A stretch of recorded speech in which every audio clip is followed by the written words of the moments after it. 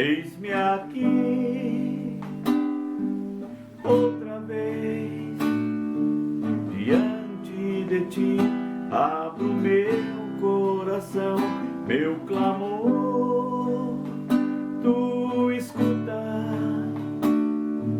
e fazes cair as barreiras em mim. És fiel, Senhor, e dizes palavras de amor e esperança sem fim. Ao sentir o teu toque, por tua bondade, libertas meu ser no calor deste lugar.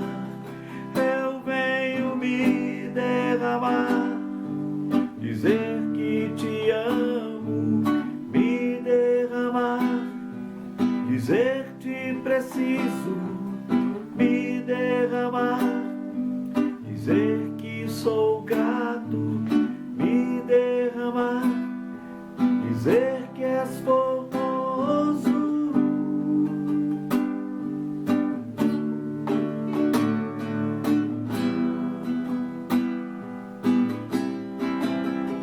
Eis-me aqui, outra vez, diante de ti, abro meu coração, meu clamor, tu escutas e fazes cair as barreiras em mim. És fiel, Senhor, e dizes palavras de amor e esperança sem fim. Ao sentir o teu toque, por tua bondade, libertas meu ser no calor deste lugar. Eu venho me derramar, dizer que te amo, me derramar, dizer te preciso, me derramar, dizer que sou grato, me derramar, dizer que és formoso, me derramar, dizer que te amo, me derramar, dizer te preciso, me derramar, dizer que sou grato, me derramar, dizer que és formoso.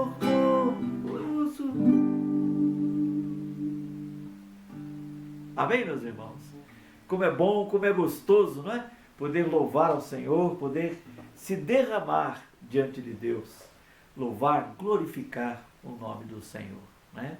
Estamos no mais um culto de oração e eu convido você para juntos lermos o Salmo 93.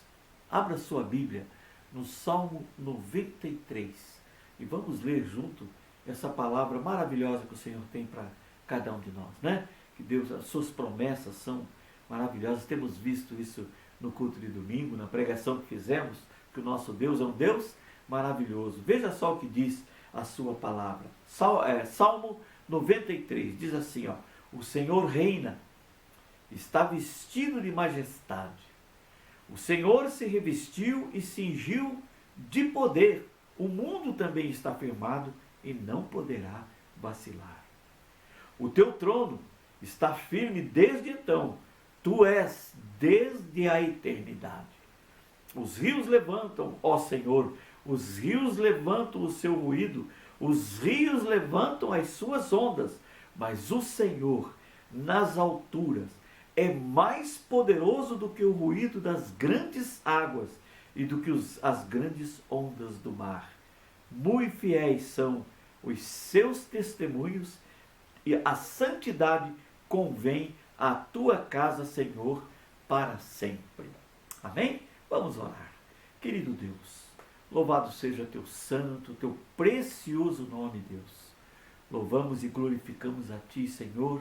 Não cansamos, ó Pai, de render graças ao Senhor, de agradecer, ó Pai, pela tua grandeza, pela tua majestade, pelo teu carinho, pelo teu cuidado, por ser o Deus provedor de cada um de nós, ó Pai. Nós te louvamos por isso. Agradecemos a Ti, ó Deus, pela tua palavra. Recebe, Senhor, o nosso louvor. Recebe, Deus, a nossa adoração. Fala conosco, Deus, através da mensagem, através da palavra que será ministrada agora pelo teu servo, o pastor Roberto. E abra, Senhor, os nossos ouvidos e o nosso coração para a compreensão, o entendimento desta palavra. Nós assim oramos em nome do Senhor Jesus. Amém.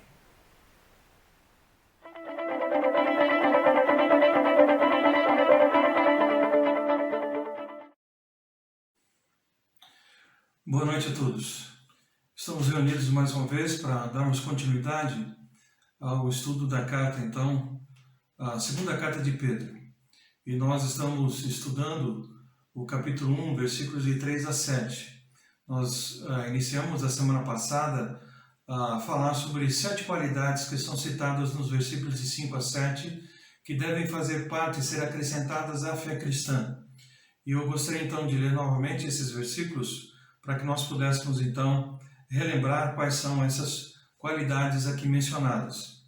E vamos ler então. Diz assim o texto: diante de tudo isso, esforçam-se ao máximo para corresponder a essas promessas. Acrescentem à fé a excelência moral. A excelência moral, o conhecimento. Ao conhecimento, o domínio próprio. Ao domínio próprio, a perseverança. A perseverança, a devoção a Deus. A devoção a Deus, a fraternidade. E a fraternidade, o amor.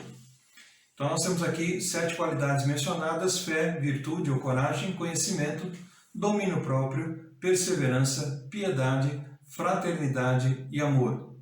Vimos a semana passada as 3 primeiras: fé, virtude ou coragem, e também conhecimento.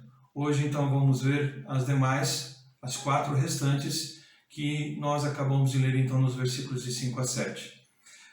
Só fazendo aqui uma consideração, nós temos várias palavras no grego, para que podemos entender melhor o significado ou o mais próximo possível daquilo que Pedro estava falando aos crentes naquela época. Então nós vamos citar algumas palavras em grego aqui para tentar entender melhor nessa dinâmica aquilo que Pedro estava realmente dizendo àqueles irmãos, tá bom? Então há necessidade disso, algumas palavras para que nós possamos entender melhor o que realmente o texto está querendo dizer. Então ele fala numa 4ª qualidade, falando que o conhecimento prático ele deve ser agregado ao domínio próprio, tá? Essa palavra domínio próprio no original, no grego então, é ekrateia, que literalmente significa capacidade de confrontar-se, tá? Essa é uma virtude da qual os grandes gregos, eles falavam muito, eles escreviam e pensavam muito a respeito disso. Eram filósofos, eram pensadores. E quanto ao homem e às suas paixões, um desses pensadores, Aristóteles, ele distingue 4 etapas na vida, para poder falar, então, entender sobre essa questão do domínio próprio. Existe uma palavra chamada sophrosune, na qual a paixão ela foi inteiramente subjugada à razão. Então essa palavra ela diz respeito à paixão que foi inteiramente subjugada à razão. A luta foi ganha e a razão reina suprema.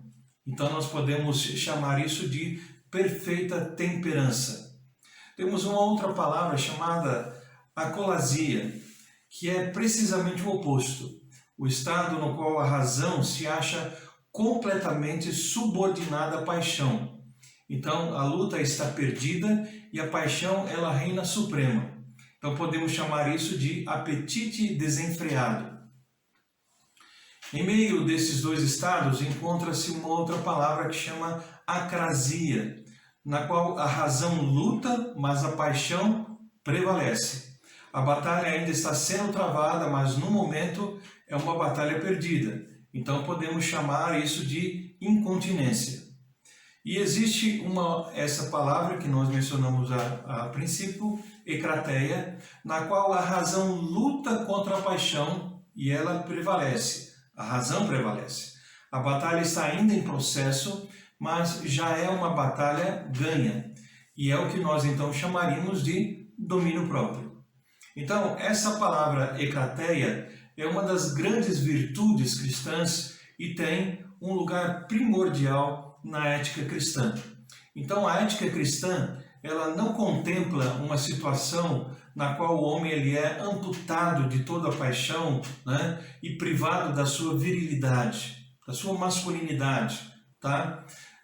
Numa situação, então, na qual ele é castrado e esterilizado de toda a paixão. Não é isso. Pelo contrário, a ética cristã prevê uma situação na qual os instintos, né, humanos e as paixões humanas, elas subsistem, mas elas subsistem sob controle, né, dominados, e dessa maneira se tornam servos e não tiranos, ok? Então nós temos a possibilidade de controlar isso.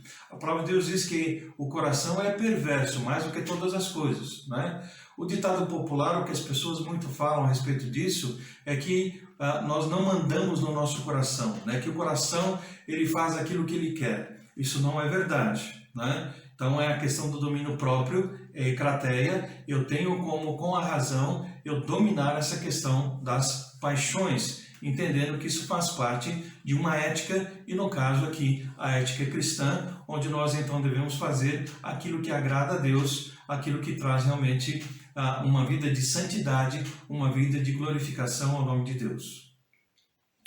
Temos uma outra qualidade que ele menciona aqui, é que ao domínio próprio deve ser acrescentada a paciência. Aqui a palavra grega é upomone. Crisóstomo, né, chamou-a como a rainha das virtudes, também um pensador do primeiro século.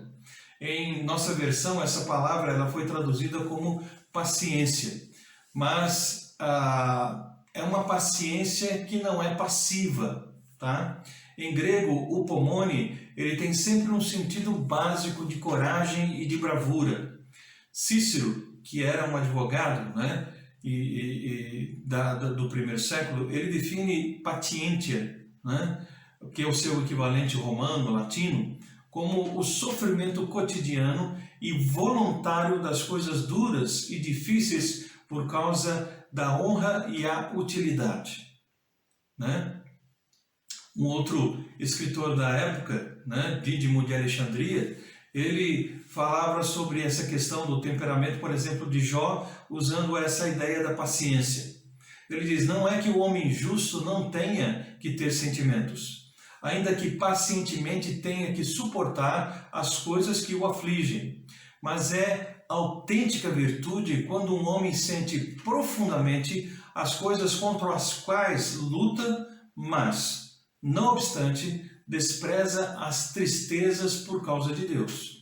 Então, isso ele falando a respeito da paciência que existia na vida de Jó. Muitos talvez imaginando que ele fosse um homem extremamente frio, mas na realidade era alguém que tinha essa paciência. Então, essa paciência, ela não é simplesmente sentar, aceitar e suportar o problema, a adversidade, a tribulação.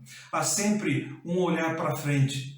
O autor, por exemplo, aos Hebreus diz que Jesus, que pela alegria, né, posto diante dele, ele sofreu a cruz, menosprezando a vergonha. Isso está em Hebreus capítulo 12, versículo 2. Então ele sofreu toda aquela situação, né, mas houve paciência, houve todo essa moderação, houve todo esse controle, né, das suas emoções. Então, o upomone, a paciência cristã, é essa corajosa aceitação de tudo o que a vida pode nos trazer e a capacidade de transformar até mesmo o pior evento num passo ascendente no caminho. Seria mais ou menos como nós colocamos os dias de hoje, que nós vamos então aproveitar as oportunidades. Elas podem ser adversidades, mas vamos usar essas adversidades como oportunidades para podermos crescer. Uma outra qualidade que é mencionada no texto é ele dizendo que a paciência deve acrescentar-se à piedade. O vocábulo grego aqui é Eusébia, e é quase intraduzível essa palavra. A mesma palavra piedade, ela é um termo que às vezes sugere algo que é totalmente atrativo ou simpático, né? Não é totalmente atrativo e simpático. A característica da palavra Eusebeia é que aponta em duas direções.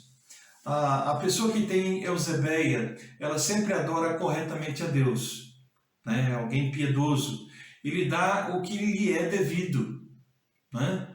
Mas, além disso, também serve corretamente ao seu próximo. Então, são essas duas direções, a Deus e ao próximo, né? E lhe dá também, ou seja, ao próximo, aquilo que lhe é devido, ok? Então, a pessoa que é Eusebes, que é o adjetivo correspondente, é a que está em correta relação, tanto com Deus, como também com o seu próximo. Então, isso é a questão de Eusébia, piedade, né?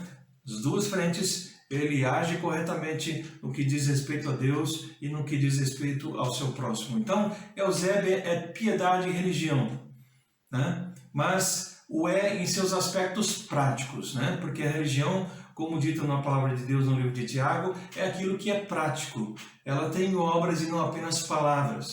Então, como melhor nós podemos ver o significado dessa palavra é observando o que, por exemplo, os homens, a quem os gregos consideravam, né, um dos mais belos exemplos, né? Então, eles tinham pessoas com as quais eles olhavam para a sua vida e tinham esses homens como exemplo. E um desses homens era Sócrates, né?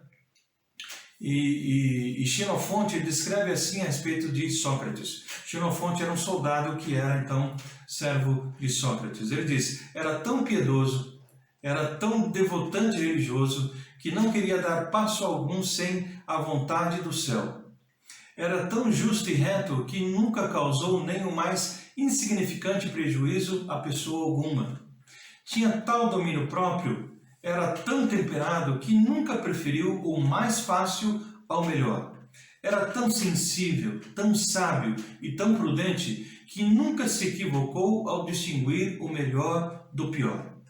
Então, isso Xenofonte falava a respeito do seu líder, do seu senhor, de quem ele admirava, que era Sócrates. Então, Eusebeia é a palavra grega mais semelhante, então, à religião. É sempre que começamos a defini-la e a ver o que ela significa, imediatamente então nós comprovamos o caráter altamente prático da fé cristã. Tá? Sempre que uma pessoa faz-se cristã, ela reconhece a sua dupla obrigação. Uma obrigação para com Deus e outra obrigação para com o seu próximo. Então nós estamos falando da questão prática da fé cristã. Tá? Adoração para com Deus, obrigação para com Deus, obrigação para com o seu próximo. Então isso é muito importante, é isso que diz a palavra então aqui, piedade Eusebeia. Ok? E em último lugar, diz que essa piedade, né, deve, em penúltimo lugar, aliás, essa piedade deve adicionar-se o amor fraternal. Tá? Aqui a palavra grega é Filadélfia, a qual literalmente significa amor dos irmãos. Significa amar ao próximo como se ama a um irmão de sangue. Amamos os nossos irmãos de sangue não apenas por causa das suas virtudes, mas apesar das suas fraquezas. Não apenas por causa dos seus méritos, mas apesar dos seus deméritos. Então é assim que devemos amar uns aos outros na Igreja de Deus. Não apenas aqueles a quem nós damos muito valor, mas aqueles a quem nós temos às vezes dificuldades de encontrar valores neles, méritos neles. Então Pedro ele fala sobre o amor fraternal não fingido. Isso em 1 Pedro capítulo 1, versículo 22. Não devemos fingir esse amor, né? Ele deve ser verdadeiro. Nós devemos ser amigáveis, respeitáveis, ajudarmos uns aos outros.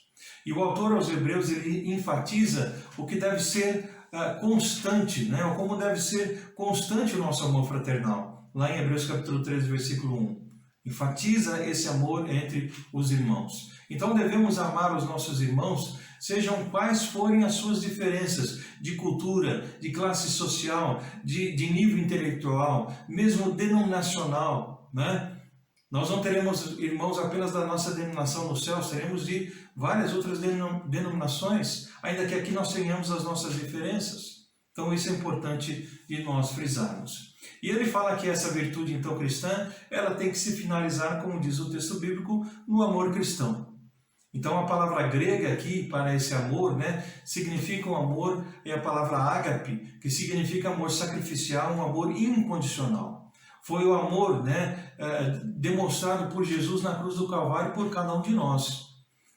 Não merecíamos esse cuidado de Deus, esse amor de Deus. Pelo contrário, merecíamos condenação. Mas Ele nos amou sendo nós mesmos pecadores. Então é um amor sacrificial. É um amor incondicional. Então no mesmo afeto pelos irmãos, nem mesmo o afeto, aliás, pelos irmãos é suficiente. O cristão tem que chegar a um amor tão amplo e inclusivo como o amor de Deus. Não apenas ter afetividade, mas esse amor realmente sacrificial, incondicional, que faz com que o sol saia sobre justos e injustos, e que chova sobre maus e bons. É difícil? É. É possível? Também é possível. Porque Deus nos dá graça para que realmente nós assim possamos agir e viver. Então, da mesma forma que Cristo nos amou, e se entregou por nós, nós devemos amar uns aos outros e entregar a nossa vida também pelos nossos irmãos. É isso que a palavra de Deus nos ensina, lá em 1 João 3,16, que nós devemos dar a nossa vida pelos nossos irmãos. E esse amor, então, é a prova irrefutável de que somos discípulos de Jesus. Lá em João capítulo 13, 34 e 35, o Senhor deixou bem claro que os discípulos seriam conhecidos pelo amor que eles pudessem manifestar uns para com os outros e para com as pessoas ou o seu próximo. Então a causa desse amor, amados, não está no objeto amado, mas na pessoa que ama.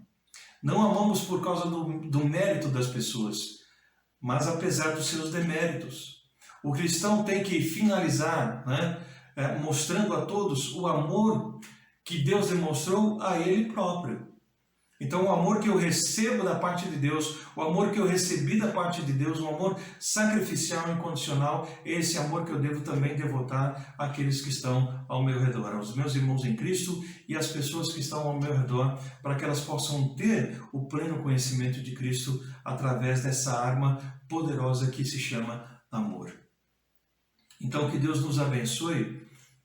Nós terminamos por aqui hoje e na próxima semana nós damos continuidade falando sobre ainda esses versículos de 3 a 8 e dando continuidade nos próximos versículos aqui da segunda carta de Pedro. Entendendo que ele está falando claramente sobre a nossa vida cristã. Não é algo que ficou lá no passado, no primeiro século, é algo extremamente atual e importante para os nossos dias. Que nós possamos ter essas qualidades, acrescentar à nossa fé, aquilo que nós cremos, aquilo que nós confiamos em Deus, acrescentar essas qualidades, para que nós possamos servi-lo com dignidade, como diz aqui, como a palavra do Senhor nos ensina. Esse é o desejo de Deus para com a nossa vida.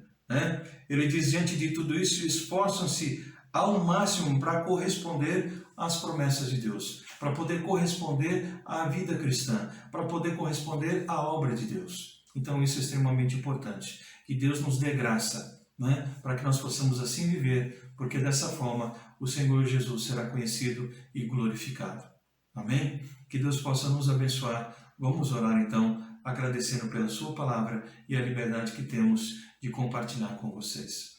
Pai amado, nós te agradecemos pela tua palavra e pedimos ao Senhor que nos dê, ó Deus, capacidade para vivermos essas qualidades, acrescentarmos à nossa fé essas qualidades tão importantes, para que nós possamos viver na tua presença de maneira digna e assim sermos um testemunho vibrante diante das pessoas que estão próximas a cada um de nós. E assim eles tenham a oportunidade e o desejo de conhecer também a Jesus como Senhor e Salvador das suas vidas. Abençoe-nos e dê-nos um bom restante de semana. Oramos agradecidos em nome de Jesus. Amém.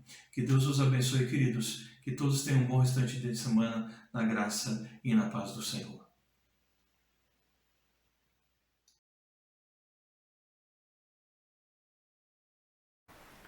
Amém, meus amados irmãos. Que bênção, que palavra gostosa de ouvir, que maravilhoso ouvir os ensinamentos, a palavra de Deus. Amém? Que Deus esteja falando no teu coração. tem falado ao meu coração, e nós temos aprendido muito com a palavra de Deus, com esses estudos que temos feito, né? Só relembrando, todos os dias de manhã, o pastor Roberto está nos trazendo a leitura da palavra de Deus, né? Nós já estamos já no livro de Colossenses, né? Então é uma oportunidade, você que ainda não está participando, comece, nós estamos começando o livro, já lemos o primeiro capítulo de Colossenses, nesta manhã nós lemos o segundo capítulo e estamos aprendendo junto, meditando na palavra. Venha participar conosco, amém? Deus vai abençoar muito a sua vida com esses ensinamentos que estamos recebendo, amém? Irmãos, vamos orar, vamos colocar diante de Deus os nossos pedidos de oração. Eu quero, nesse momento, lembrar a todos, né, por orarmos pelo nosso país, pela nossa nação, pelos nossos governantes, orar pelas famílias da igreja, né? Quero que você esteja aí anotando e lendo, e orando durante essa semana, esse restante de semana. Ore pelo nosso país, por essa pandemia, por essa quarentena que estamos passando, né? Para que Deus dê sabedoria aos médicos, aos cientistas na elaboração, né, desse vírus, da vacina contra esse vírus, né? Para que a gente possa retomar os nossos cultos, as nossas reuniões, para voltarmos a ter aquela comunhão gostosa lá na nossa igreja, né? Amém? Vamos juntos então estar orando, lembrando também dos irmãos que têm mandado seus pedidos, lembrando das igrejas, tanto aqui de Curitiba quanto de Balsa Nova.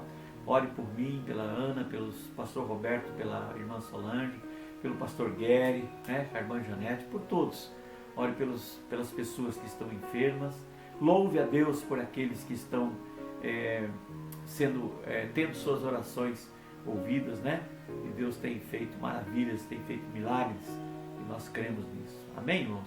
Vamos, baixe sua cabeça onde você estiver e vamos junto comigo orar. Pai querido, louvado seja teu santo nome mais uma vez, ó Deus.